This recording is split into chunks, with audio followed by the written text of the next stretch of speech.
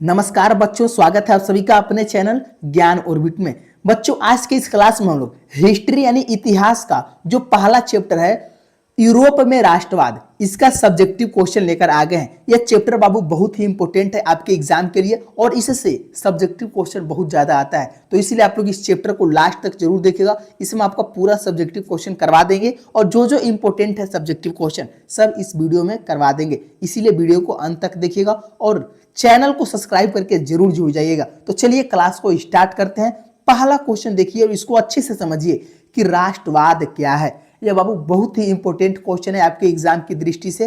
तो राष्ट्रवाद क्या होता है, तो इसका उत्तर समझिए कि राष्ट्रवाद एक ऐसी भावना है जो किसी विशेष भौगोलिक, सांस्कृतिक या सामाजिक परिवेश में रहने वाले लोगों में एकता की वाहक बनती है। यानी हम लोग राष्ट्रवाद का मतलब बाबू समाज में जितने भी लोग रहते हैं, चाहे किसी देश के अंतर्गत, किसी राज्य के अंतर्गत, उन लोगों के अंदर एक भावना होती है, चाहे वो भौगोलिक हो, चाहे सांस्कृतिक हो, चाहे सामाजिक हो। इन भावनाओं को हमें एकता रहने की मजबूर करती है, यही जो है राष्ट्रवाद है। इसलिए याद रखें कि राष्ट्रवाद एक क्या है, भावना है, एक ऐसी भावना है जो किसी भी विशेष भौगोलिक या सांस्कृतिक या सामाजिक परिवेश में रहने वाले लोगों के बीच एकता की वाहक बनती है। यही है राष्ट्रवाद। इसको अच्छे से याद कर लेंगे, इससे बाबू आपका 2 नंबर मिल जाएगा। चलिए दूसरा क्वेश्चन देखते हैं।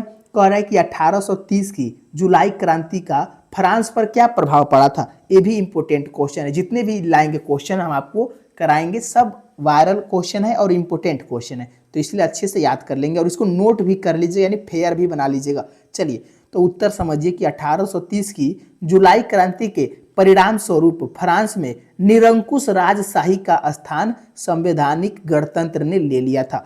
इस क्रांति ने फ्रांसीसी क्रांति के सिद्धांतों को पुनः जीवित किया तथा फ्रांस में उदारवादी मध्यम वर्ग का राजनीतिक महत्व बढ़ गया। जब बाबू 1830 की जुलाई क्रांति हुई थी, उस पर फ्रांस पर क्या क्या प्रभाव पड़ा था, तो 1830 की जुलाई की क्रांति के परिणाम के बाद जो फ्रांस में निरंकुश राजशाही चल रहा था, जो राजतंत्र चल रहा था, उसको हटाकर अब संवैधानिक गणतंत्र ला दिया गया। इस क्रांति ने फ्रांसीसी क्रांतिकों के सिद्धांतों को पुनः जीवित कर दिया तथा फ्रांस में जो उदारवादी, जो मध्यम वर्ग के थे, उनको राजनीतिक महत्व में भी बढ़ावा मिल गया। यही थी 1830 की जुलाई क्रांति के फ्रांस पर प्रभाव था। और एक बात बाबू ध्यान से समझिए, आप लोग अभी तक अगर ज्ञान ऑर्बिट को सब्सक्राइब नहीं किए तो बाबू यही मौका है और ये अंतिम मौका है, आप लोग सब्सक्राइब करके जुड़ जाइए। अगर आप लोग चाहते हैं कि आपको फ्री में हर चीज मिले और पीडीएफ मिले, तो इस नंबर पर कॉल करके एक बार हमसे बात कर लीजिए, हम आपको ग्रुप में भी जोड़ देंगे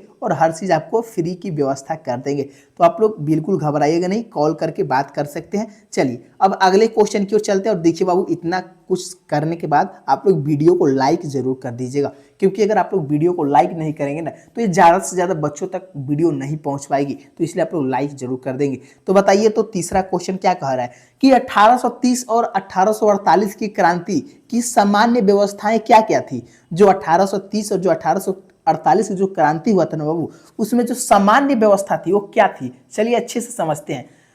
तो देखिए बाबू, पहला कह रहा है कि सभी क्रांतिकारी प्रतिक्रियावादी और निरंकुश शासन की समाप्ति चाहते थे। यानी जितने भी जो आंदोलनकारी थे, जो क्रांतिकारी थे, वो क्या करना चाहते थे, तो प्रतिक्रियावादी और जो निरंकुश शासन था, जो राजतंत्र था, उसको समाप्त करना चाहते थे। पहला यही कॉमन था दोनों में। अब दूसरा कॉमन क्या था कि वे उदार और राष्ट्रवाद के समर्थक थे। किसके, तो वे उदारवाद और राष्ट्रवाद के समर्थक थे।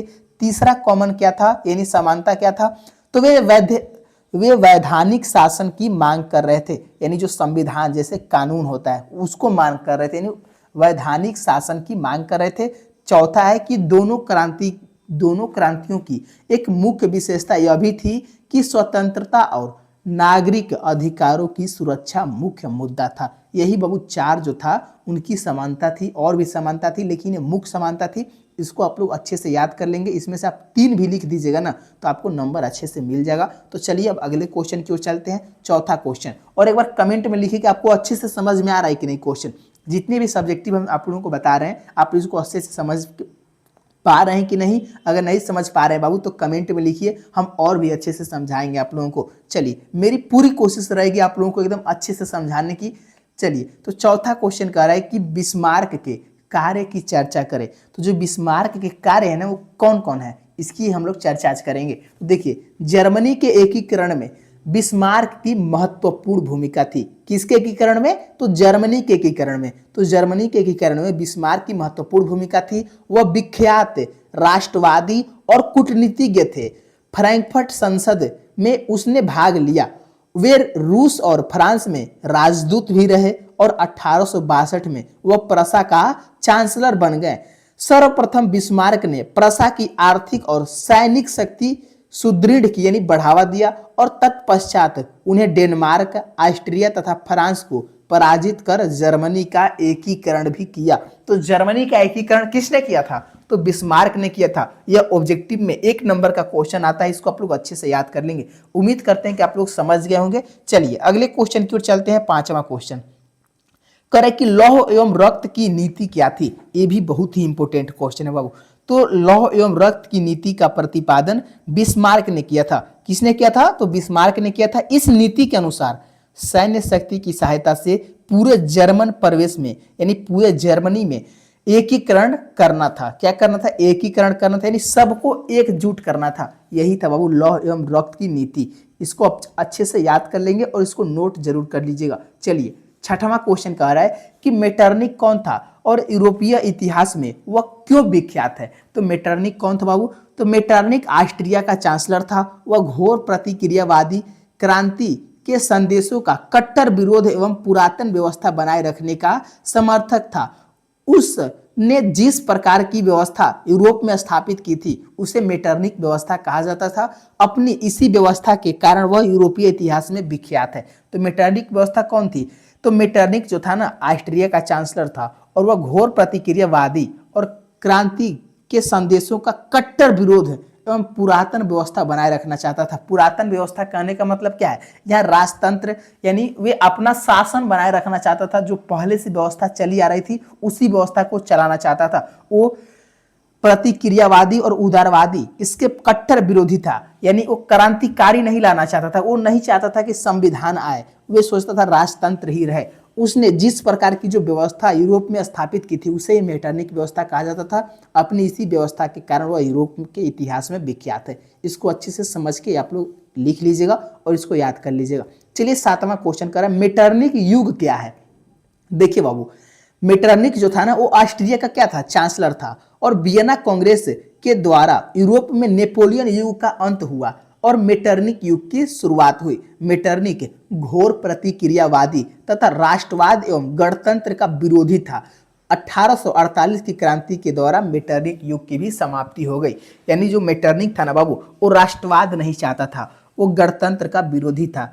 यही था मेटरनिक युग। आप लोग इसको अच्छे से याद कर लेंगे। चलिए, नेक्स्ट क्वेश्चन की ओर चलते हैं और वो लास्ट क्वेश्चन है बाबू। इसको अच्छे से समझ लीजिएगा। और भी क्वेश्चन कहेंगे तो हम करवा देंगे, क्योंकि वीडियो लंबा हो जाएगा और आप लोग देख नहीं पाएंगे। इसीलिए छोटे छोटे वीडियो में आप लोगों को सब्जेक्टिव क्वेश्चन करवा रहे हैं। चलिए, 8वां क्वेश्चन करें कि जर्मन राइन राज्य की संघ की स्थापना किसने की थी। तो जर्मन राइन महासंघ की स्थापना किसने किया था?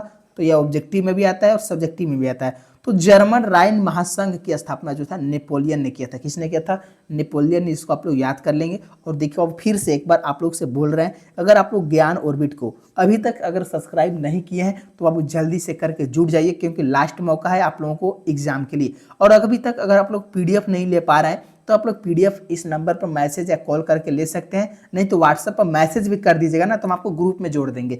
और कमेंट बॉक्स में आपको ग्रुप का लिंक डाल देंगे, वहां से भी आप लोग डायरेक्ट ग्रुप में ज्वाइन हो सकते हैं। तो बहुत धन्यवाद बाबू, आप लोग यहाँ तक देखे हैं क्लास को, बहुत धन्यवाद। और अभी तक आप लोग लाइक नहीं किए तो लाइक जरूर कर लेंगे। तो मिलते हैं जल्दी हम लोग नेक्स्ट क्लास में अगले चैप्टर का ऑब्जेक्टिव और सब्जेक्टिव क्वेश्चन लेकर। तब तक आप लोग जुड़े रहिए, मस्त रहिए, स्वस्थ रहिए। धन्यवाद दोस्तों, जय हिंद दोस्तों।